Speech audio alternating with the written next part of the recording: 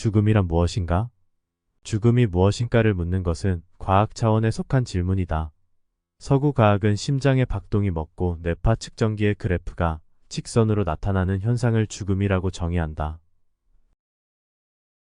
유물론자들은 뇌가 활동하고 있는 동안 나라고 하는 개체적인 의식이 존재하며 뇌의 활동이 멈추면 의식도 사라진다고 생각한다. 그러나 죽으면 의식이 소멸된다는 견해는 과학적인 탐구의 결과로 나온 것이 아니라 그럴 것이라는 가정일 뿐이다.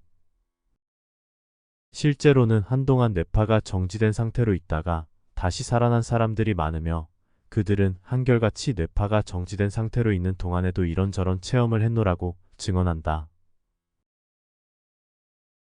현대적인 과학 교육을 받은 사람들은 죽음을 생명의 활동이 완전히 소멸된 영원한 무아 망각 상태로 보는 경향이 있다. 그들은 죽음을 잠, 어둠, 무의식 등과 비슷한 것으로 생각한다.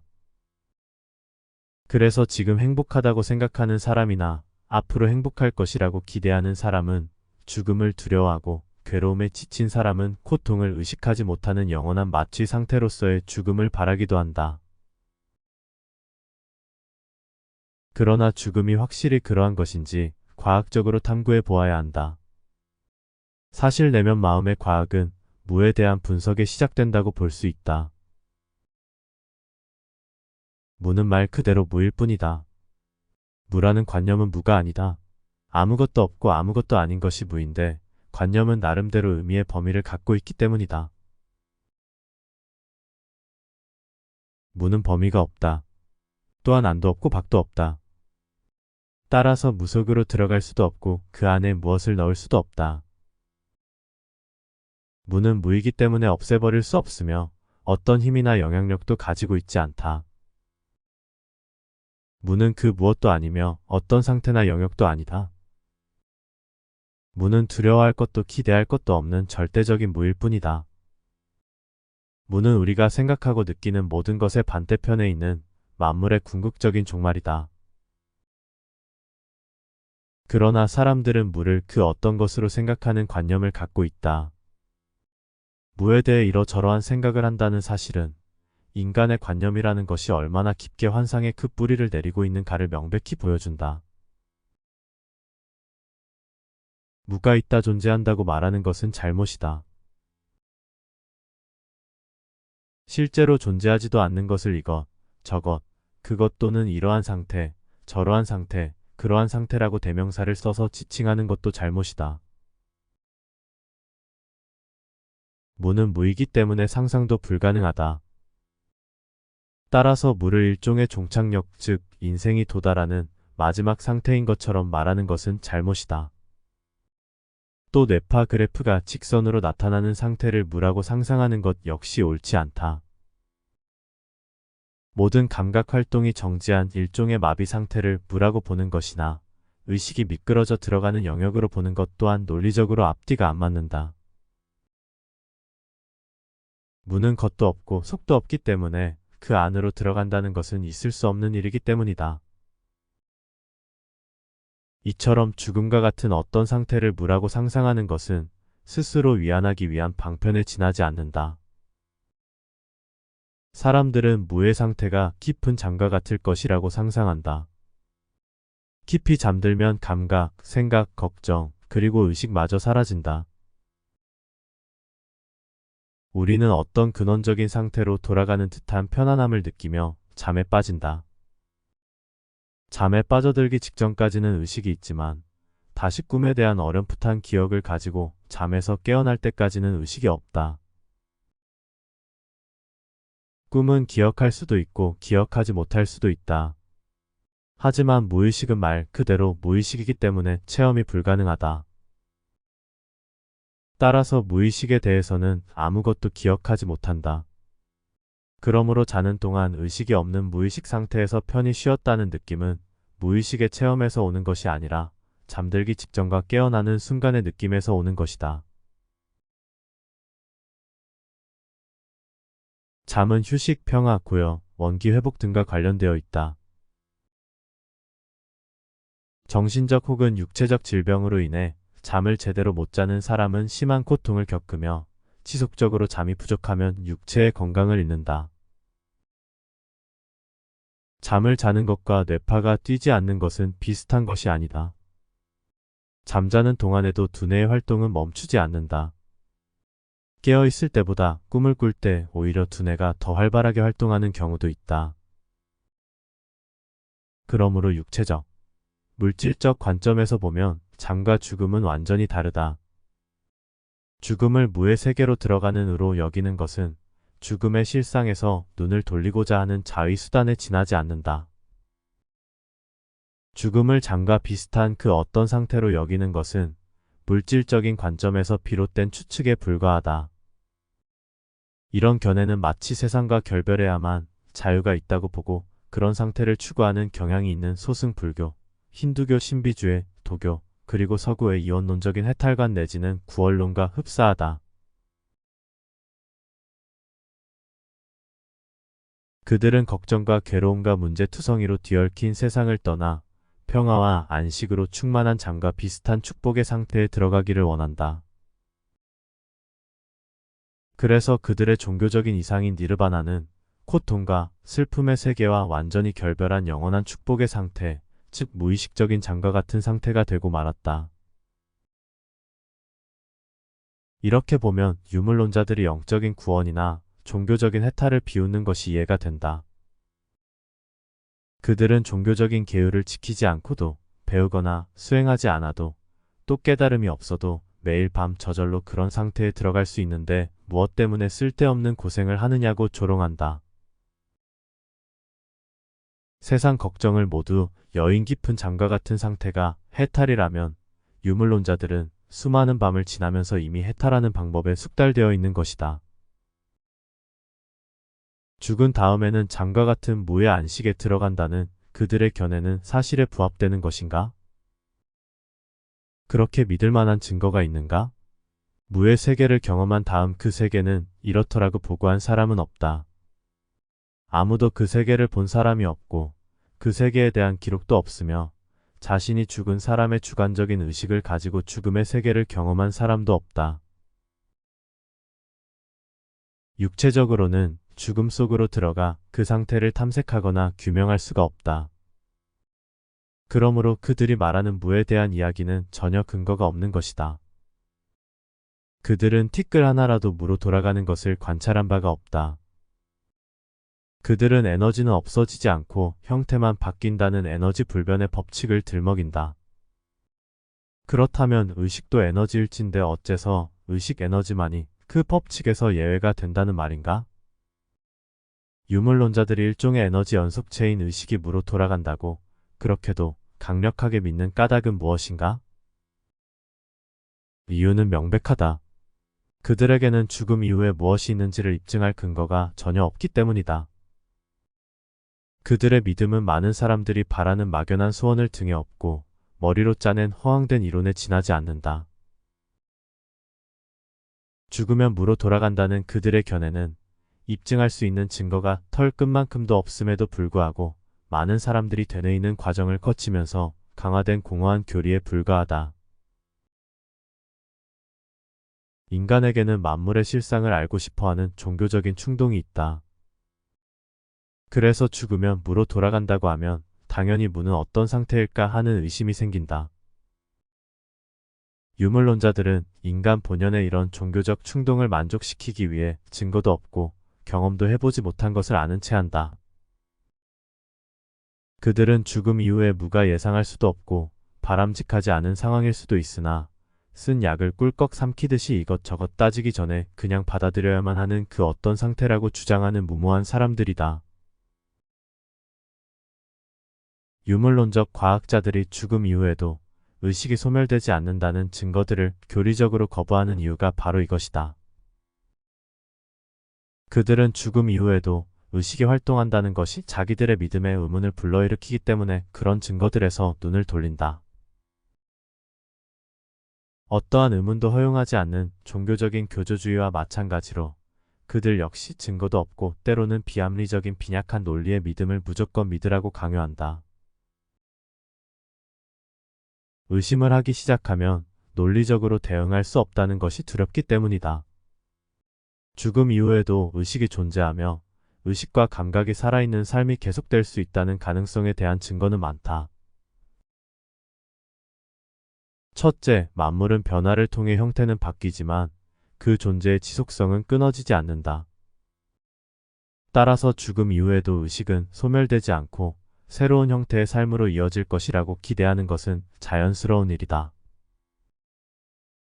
둘째, 죽었다 살아난 사람들이 전하는 죽음 이후의 세계에 대한 믿을 만한 증거가 많다. 의학적으로 분명히 죽었다 살아난 사람들이 있다. 그들 중에 어떤 이들은 어린 아이가 전생에 있었던 일과 자기가 처해 있던 환경을 기억하는 것처럼 죽음의 세계에서 경험한 일을 기억한다. 신뢰할 만한 학자들이 이런 사람들의 증언을 모아 비교해 본 결과 믿을 만하다는 결론에 도달했다. 죽음 이후의 체험에 대한 다양한 증언을 수집하여 체계적으로 분류한 사람도 있고, 문화적인 성격에 따라 다양한 모습으로 나타나는 죽음의 형태에 대한 안내서를 펴낸 사람도 있다. 그러나 무엇보다 중요한 사실은 문명사회에 살고 있는 현대인일지라도 죽음 이후에 직면하게 될 자신들의 상태에 대해 어느 정도 관심을 갖고 있지 않은 사람이 거의 없다는 점이다. 정상적인 사람이라면 아무것도 아닌 것을 두려워하는 사람은 없다. 아무것도 아닌 것은 아무것도 아니기 때문에 즐거운 것도 아니다.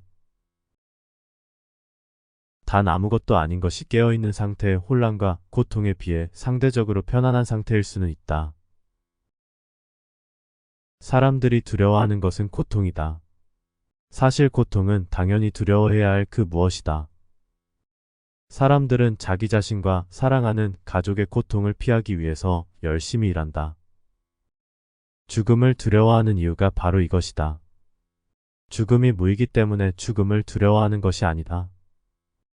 시체로 변하면 자신과 가족을 위해 아무것도 할 수 없다는 것을 알기 때문에 죽음을 두려워한다. 사람들은 앞으로 닥쳐올 고통스러운 상황을 두려워한다. 그래서 앞으로 닥쳐올 고통스러운 상황을 피하려면 무엇을 어떻게 준비해야 할까 궁리한다. 오늘 밤 깊은 잠에 빠진다고 해서 내일이 오지 않는 것은 아니다. 그래서 잠자리에 들기 전 낮 동안에 최선을 다해 내일을 위한 준비를 한다. 준비를 잘하면 잘한 만큼 편안하게 잠자리에 들 수 있다. 마찬가지로 죽음이라는 잠에 빠진다고 해도 자고 나면 저절로 내일이 오는 것처럼 의식의 다음 상황이 자동적으로 전개된다. 그러므로 살아있을 동안 그 새로운 상황에 대한 준비를 해야 한다. 그 준비를 잘하면 잘한 만큼 죽음 이후의 상태가 편안해지리라. 아무리 극단적인 유물론자일지라도 다음과 같은 파스칼의 유명한 도박의 원리에는 귀를 기울여 봄직하다. 죽으면 모든 것이 무로 돌아간다면 살면서 준비하고 쌓은 모든 것이 수포로 돌아갈 것이다. 그러나 죽은 다음에도 존재의 연속성이 끊어지지 않는다면 악한 행위만 일삼으며 준비를 게을리한 사람은 고통 속에서 오래도록 후회하게 될 것이다. 죽으면 끝이라고 생각하고 준비를 하지 않은 사람은 그의 믿음대로 죽음 이후에 무로 돌아가든지 아니면 새로운 상황이 전개되든지 아무것도 얻을 것이 없다. 하지만 죽음 이후에도 존재의 연속성이 끊어지지 않는다고 믿고 철저히 준비한 사람은 죽음 이후에 새로운 삶이 전개되면 준비한 만큼 큰 행복을 누릴 것이고, 모든 것이 무로 돌아간다고 해도 아무것도 잃지 않는다. 모든 것이 소멸되어 버린다면 무엇을 잃었다고 생각하는 존재조차도 없을 터이니 말이다. 그러나 만에 하나 존재의 연속성이 끊어지지 않고 계속된다면 어떻게 될까? 그렇다면 아무리 사소한 것일지라도 준비를 한 사람은 반드시 그 열매를 거둘 것이고, 영원성을 부정하고 세상 일과 감각적인 즐거움을 추구한 사람은 생명을 낭비한 것을 깊이 후회하게 될 것이다. 이런 상황에서 인생이라는 판돈을 어느 쪽에 거는 것이 현명한 일일까? 시간과 공간을 무대로 펼쳐지는 상대적인 삶의 상황을 대하는 태도가 신중하든지 아니면 모험적이든지 사람은 누구나 나름대로의 삶을 꾸려 나갈 수 있다. 무한한 우주 속에서 상호 연관성은 무한대로 펼쳐져 있다. 나쁜 쪽이거나 좋은 쪽이거나 발전할 가능성 역시 무한하다. 자신이 무한한 상대적인 연속성에 얽혀있는 존재임을 이해하게 되면 필연적으로 자기가 처해 있는 상황을 개선하기 위한 노력이 뒤따른다. 자신이 처해 있는 상대적인 상호 연관의 세계에 살고 있음을 확실히 이해하는 사람은 무에 대해 생각하지 않으며 자신에게 주어진 선택권을 자신을 포함한 주변 상황을 개선하는 데 쓰고자 할 것이다. 합리적인 증거도 없고 그럴듯한 추론에 불과한 종교적인 성격의 믿음 속으로 기어 들어가는 것은 현명한 태도가 아니다. 스스로 선택한 행위는 그에 상응하는 결과로 이어진다. 이 과정은 끝이 없다. 왜 죽음을 끝이라고 생각하는가? 죽은 다음에 평안한 마비 상태가 올 것이라는 얼토당토하는 생각을 하는 이유는 무엇인가? 어째서 죽음을 모든 상황과 체험에서 단절된 영원한 고립이라고 보는가? 상대적인 관계에 영향을 받지 않는 모든 상대성을 초월한 그런 절대적인 소멸 상태를 상상하는 이유가 무엇인가? 여기서 파스칼의 도박의 원리를 다시 되새겨볼 필요가 있다. 어떤 전능한 존재가 있어서 어떤 행동을 한 사람이든지 모두 구원해 준다면, 그리고 그것이 우리의 피할 수 없는 운명이라고 가정해보자. 그러면 누구나 구원받을 것이고 자신의 구원을 위해 준비한 사람이라고 해도 괜히 쓸데없는 고생을 했다고 후회하는 일은 없을 것이다. 이미 구원을 받았는데 무슨 불평이나 후회가 있겠는가? 그러나 모든 사람을 구원해주는 그런 전능한 존재는 없고 우리가 준비한 만큼 우리를 도와주는 신적인 존재가 있다면 자신의 구원을 위해 준비하지 않은 사람은 오래도록 통한의 눈물을 흘리게 될 것이다. 건전한 믿음이라고 해서 비이성적일 필요는 없다. 올바른 신앙은 확실한 근거가 있어야 한다. 맹목적이어서는 안 된다. 진정한 신앙은 과학적인 탐구의 뒷받침을 받아 그 힘이 강화되어야 하고 문자의 얽매임에서 풀려나는 개방성을 가지고 있어야 한다. 건전하고 유용한 신앙이라면 죽음에 대한 과학적인 탐구를 방해하는 장애물이 되어서는 안 된다. 과학적인 탐구자들은 자기보다 앞선 선배들이 시도한 행위와 그들이 남긴 방대한 문헌에 마땅히 관심을 기울여야 하는데 죽음에 관한 하나마 인도 마이너스 티벳의 전통 속에 남겨진 문헌이 가장 방대할 것이다. 모든 생명체는 시작도 끝도 없는 무한한 상호 연관 속에서 무한한 우주 속에 퍼져 있다. 유물론적 진화론은 이런 세계를 설명하기 위해 목적 없이 일어나는 자연 토태설과 돌연변이라는 이론을 만들어냈다. 그러나 그들의 이론은 진화가 시작되는 어떤 한정된 출발점과 상황을 전제로 하고 있는데 그 출발점과 상황에 대해서는 정확한 언급이 없다. 그들은 물질 세계가 원인과 결과의 법칙에 따라 전개되며 때에 따라서 돌연변이가 일어나기도 한다고 말한다. 합리적인 견해라고 볼 수 있다. 그렇다면 마음 역시 육체와 마찬가지로 원인과 결과의 법칙에 따라 발전하고 때에 따라 돌연변이를 일으킬 수 있지 않겠는가? 까르마의 법칙으로 알려진 불교의 정신, 생물학적인 진화론은 다윈주의자들의 견해와 상당히 비슷하다. 까르마 이론은 모든 존재가 그물에 꿰인 구슬처럼 서로 연결되어 있으며 생명의 형태를 계속 바꾸어 나간다고 말한다. 까르마 이론은 인간은 과거의 원숭이였으며 모든 동물을 단세포 생물이었다는 다윈주의자들의 주장을 부정하지 않는다. 까르마 이론이 다윈주의자들의 견해와 다른 점은 까르마 이론은 모든 존재는 윤회를 거듭하는 과정에서 여러 형태의 삶을 취하는 돌연변이를 한다고 말하는 데 있다. 윤회 과정에서는 미묘한 차원의 의식이 생명의 다음 형태를 결정하는 역할을 한다. 정신 수준에 따라 생물학적으로 같은 안에서 발전하거나 돌연변이할 수도 있고 다른으로 뛰어넘을 수도 있다. 까르마적인 진화 과정에서는 지금보다 고등한 생명체로 태어날 수도 있고 열등한 생명체로 태어날 수도 있다. 따라서 어떤 일정한 법칙이 없는 것처럼 보이기도 한다. 하지만 이런 과정에 따라 진화가 계속된다는 것을 일단 의식한 존재는 자신의 생각과 행위의 선택을 통해 원하는 방향으로 진화의 물줄기를 돌려놓을 수 있다. 물론 까르마 이론과 진화론적 설명 사이에는 명백하게 다른 점이 있다. 그럼에도 불구하고 까르마 이론이 어떤 존재가 어떻게 그런 형태의 존재가 되었는가를 설명해주는 진화론적 설명을 포함하고 있기 때문에 까르마를 진화 또는 진화적 행위라고 번역하고자 한다. 까르마란 변화와 발전의 원인이 되는 행위를 뜻한다. 우리가 쓰는 진화라는 말과 그 의미가 비슷하다. 그러므로 굳이 까르마라는 인도 말을 고집할 필요는 없다고 본다. 번역자들 중에는 까르마라는 말 속에 담겨있는 독특한 의미를 살릴 수 있는 적당한 번역어가 없다는 생각에서 까르마라고 그대로 해서 사용하는 사람도 있다. 동양 사상에 깊이 심취한 서구인들 중에는 까르마를 말로 설명하기 어려운 어떤 운명 같은 것으로 여기고 번역하지 않고 고지식하게 그 말을 사용하는 사람도 있다.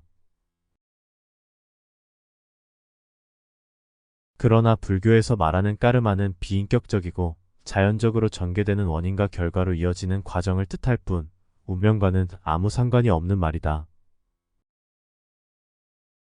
까르마는 삶과 죽음 또는 중간계를 포함하여 모든 순간의 원인의 힘으로 작용하는 일종의 총체적인 틀이다. 이 틀은 연속되는 삶을 살아오는 동안 쌓은 이전 행위에서 비롯된다. 이전 행위에서 비롯된 까르마라는 복합체는 현재의 몸과 마음과 행위의 원인으로 작용한다.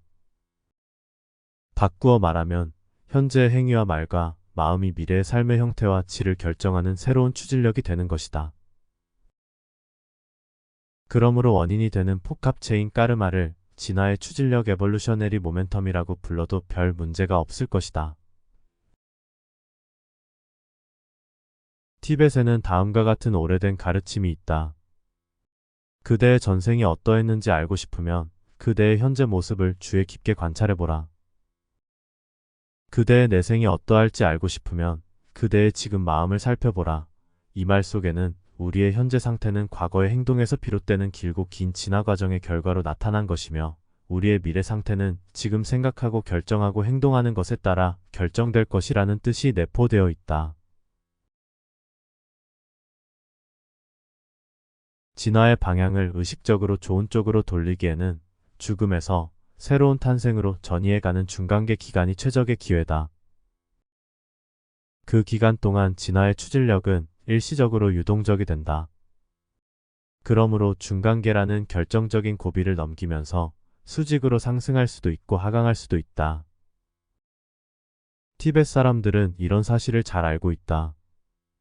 그래서 그들은 티베트를 운명의 방향을 좋은 쪽으로 돌려놓는 안내서로 여기며 보물처럼 귀하게 여긴다.